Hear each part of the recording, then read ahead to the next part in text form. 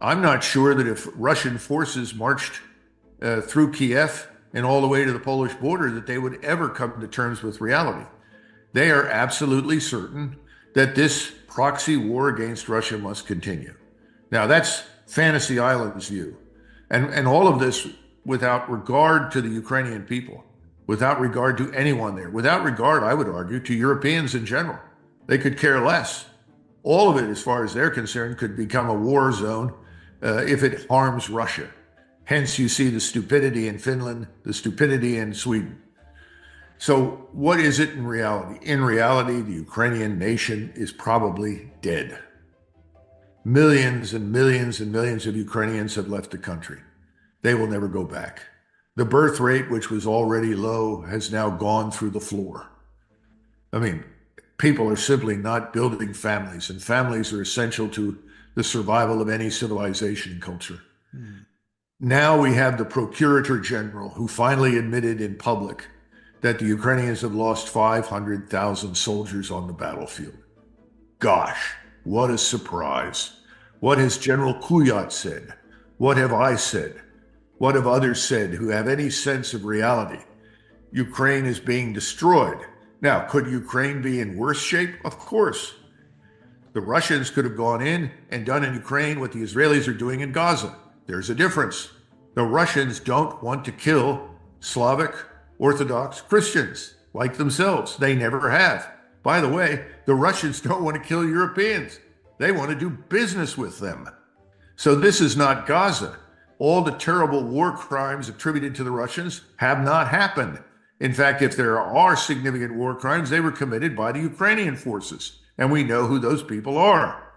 The sad truth of the matter is, I'm afraid Ukraine is finished as a nation state, but we will continue to pretend that it's something real until it absolutely is not. And the Russian forces are now advancing across the front. They're listening to lies, nonsense, and fantasy. I think the Zelensky regime is falling apart. They're beginning to engage in mutual recrimination. The key people in the structure are attacking each other, blaming each other. The forces in the field, which have been crumbling slowly for many, many months, are now really falling apart very quickly. There is no appetite anywhere in Ukraine to send more men into action. There's great resistance to it. The secret police, the SBU, is rounding people up and shooting people, but it's not enough. At the same time, the population lives in mortal fear of the Zelensky regime. In fact, I spoke with someone who came back quite recently, within the last couple of days, who told me that the population in Ukraine is far more afraid of the SBU and the Zelensky regime than they are of the Russians. And they all would like this to end, but Putin's hand will be forced. He's going to have to close up the distance to the river, to be sure. They are going to retake Odessa. They will retake Kiev. Those things are already in planning and execution.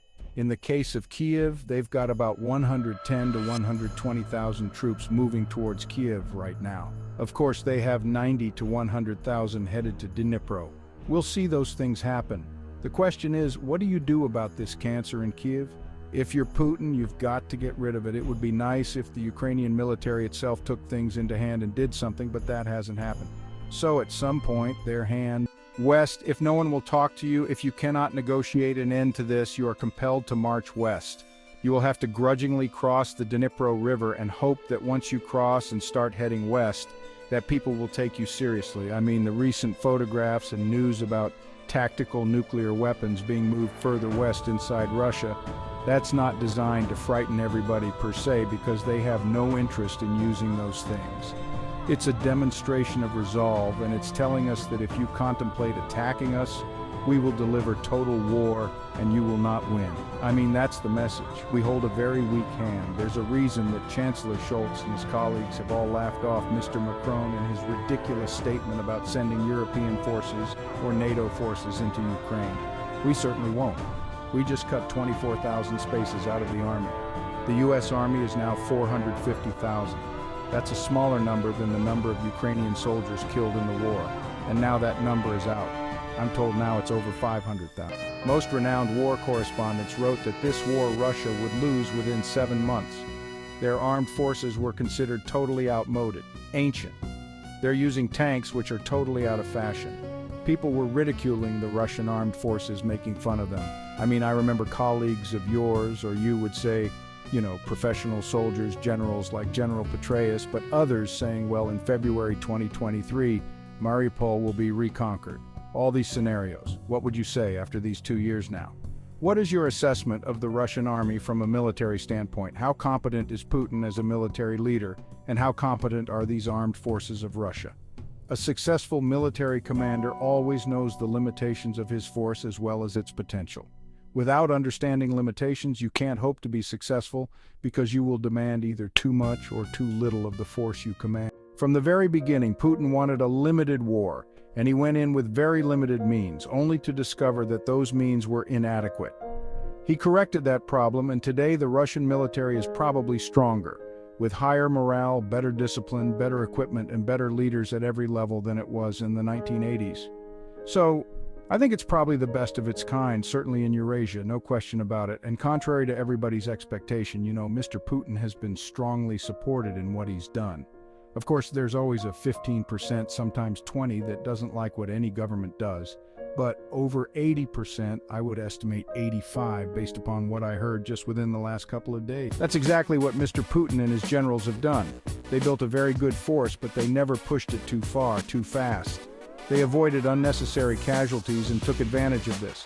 We call it the revolution in military affairs, which very simply is the links between space-based surveillance, intelligence, reconnaissance, surveillance, and strike systems from mortars all the way up to tactical ballistic missiles. And he's annihilated Ukrainians who played repeatedly into his hands and attacked the absolutely impregnable defensive forces that were built to cover the flanks, so to say, of this force that was being built up. It's worked brilliantly. We still haven't figured it out. We don't. It's the message. The narrative is what counts. And if you supply the narrative and you pay people to repurpose and repeat the narrative over and over and over again, then you eventually convince everybody it's true. Orientation towards the West, particularly towards Germany. He's someone who knows history, and he knows that the two world wars were anomalies. Those were exceptions in the history of the German and Russian-speaking peoples. The majority of Germans were always doing business with Russia and vice versa. The two benefited from each other. He sees it in those terms and would ultimately like to see that happen again. Having said that, he would like to have good relations with Poland, and he's made that very clear on numerous occasions, so that much I think is true. It's a mistake to attach too much significance to this Chinese thing in the sense that there's some problems there. China and Russia are perfectly made for each other. Why? Because Russia has all the resources, the abundance of minerals, you name it, and the agricultural products that China desperately needs. China needs oil. It needs coal.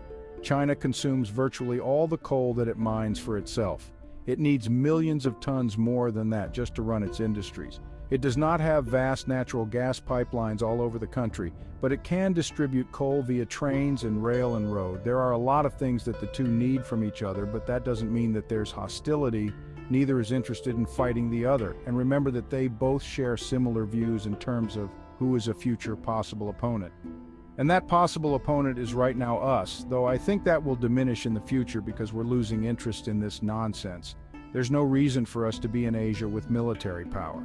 That's all nonsense. The Chinese are not an aggressive military power, so what do the Russians and Chinese share in terms of a view of the future? It's called Japan. Japan is a juggernaut. Japan is unlike any other country in Asia. Japan is a hugely powerful scientific industrial state with excellent armed forces that could overnight defeat anything sent against them. Now, the Japanese don't want a war either, okay? Let's not get confused.